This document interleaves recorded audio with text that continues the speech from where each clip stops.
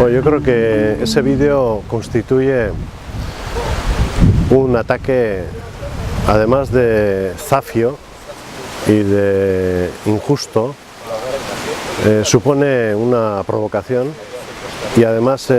constituye un ataque a la convivencia lingüística y yo diría que también a la convivencia social, porque es verdad que los vascos tenemos dos idiomas, el euskera y el castellano, y también el euskera y el francés en Iparralde, pero la lengua propia es el euskera y no es un capricho. Es que la lengua propia, el euskera, solamente es de los vascos y por lo tanto partimos de una situación desigual y con un consenso que se fraguó en los primeros años de los 80 hemos caminado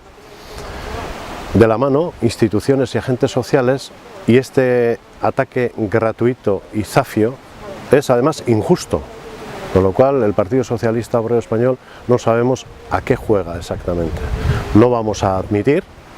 este tipo de ataques porque lo mismo que ha sido en el pasado, a futuro también, las bases de consenso que se han articulado durante décadas para lo que puede ser un bilingüismo real, en el que partimos de una situación desigual